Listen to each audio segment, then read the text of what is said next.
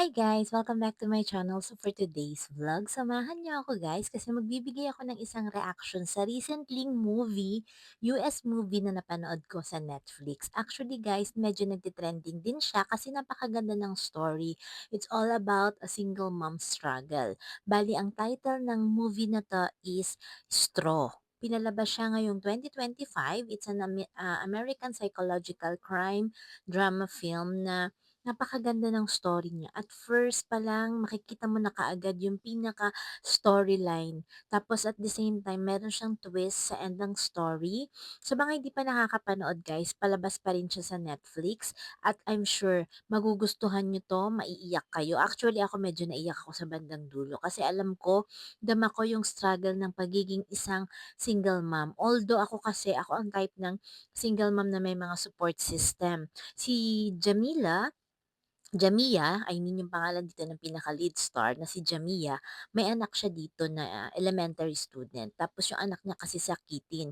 Bali si Jamia, nagtatrabaho siya dito double job siya dito. Pero yung pinakatrabaho niya sa isang parang store or isang market or grocery to be exact. Tapos at the same time, ang dami-dami niyang problema sa landlady niya, sa health ng anak niya. Pero at the same time ginagawa niya pa rin ng paraan para mas masuportahan niya yung kanyang kaisa-isang anak. Kasi para sa kanya yung anak niya yun na lang yung natitira na meron siya. So talagang binibigay niya lahat at ayaw niyang mabubuli yung anak niya sa school. Pero alam niyo ba guys, isang araw, actually yung pinaka location at pinaka setup ng movie, iisa lang siya talaga, pati yung mga damit nila iisa lang. So parang ang tipid ng movie na pero ang ganda niya, promise. Sobrang ganda ng movie na 'to. Sa bandang gitna, ayoko sanang magbigay ng preempt na details about the movie, pero sobrang ang ganda niya. May mga twist, pati yung mga characters dito, yung mga Black American artista dito, sobrang ganda ng kanilang pagkaka-deliver ng kanilang mga role. And then at the same time, yung pinaka-story niya nga, yung struggle ng isang pagiging single mom lalo na wala kang support system, wala kang ibang mapupuntahan, even yung sarili mong family hindi ka masuportahan kasi may mga kanya-kanya ding struggles. So ayun yung story niya. Tapos yung sa bawat taong ma-encounter mo sa isang araw, para kasing sinasabi dito sa movie na 'to, sa bawat tao na na-encounter mo sa araw-araw, hindi mo alam kung ano yung mga struggles na pinagdadaanan nila.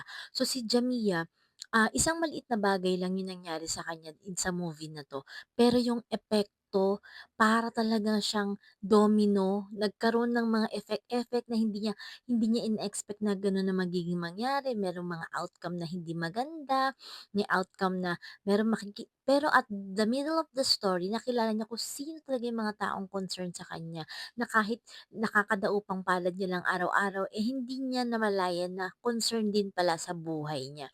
Tas at the same time, yung mga taong nasa kapangyarihan or may mga powers, kung makapambuli na lamang ng mga tao sa araw-araw, hindi nila alam na may effect yon sa buhay ng isang tao. So, panoorin niyo guys 'tong movie na 'to, Straw. Ayoko talaga magbigay ng pinaka-detalye ng pinaka-movie nito, yung kung ano yung nangyari, ano yung umpisa at actually binibigay ko na details ngayon, eh, paunti-unti lang siya. Pero kung panonoorin niyo siya guys, napakaganda niya. Ako relate talaga ako kasi sa bawat araw natin, iba-iba talaga ang struggle, iba-iba talaga ang problema ng bawat tao. Merong iba malaki, may iba maliit, may iba sobrang akala mo naman katapusan na ng mundo, 'di ba?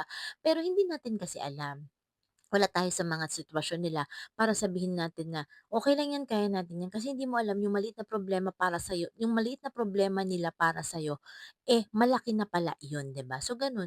Ako naman kasi 'pag nakakaranas ako ng gano'n na alam kong medyo down na talaga ako ta's may magsasabi sa'kin na, "Okey lang 'yan, kaya mo 'yan." Buting isipin mo ibang tao na mas malaki ang problema. Oo, totoo naman yun, may mas malaki pang problema sa'kin. Pero kasi feeling ko that time, that problem is already big na, 'di ba? Ang laki-laki na para sa akin. So, hindi mo alam kung ano yung kung sa'yo light lang yung problema na yan, sa akin napakalaki niyan.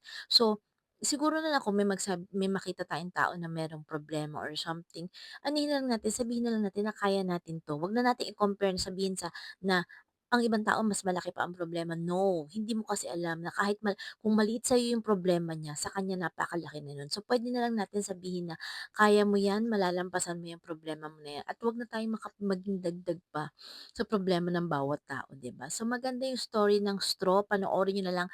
Panoorin niyo, ayoko magbigay ng pinaka-climax niya or pinaka-main storyline niya, pero napakaganda. So, still showing pa rin siya sa Netflix. So, ayan guys, basta ang natutunan ko lang sa movie na 'to, ano man klase ng problema, meron talagang solusyon, and at the same time, hindi mo in the middle of in this world, may mga tao talagang kahit ngayon mo palang nakilala, makikita mo pa rin na concerned sila sa'yo at talaga namang, iintindihin ka nila.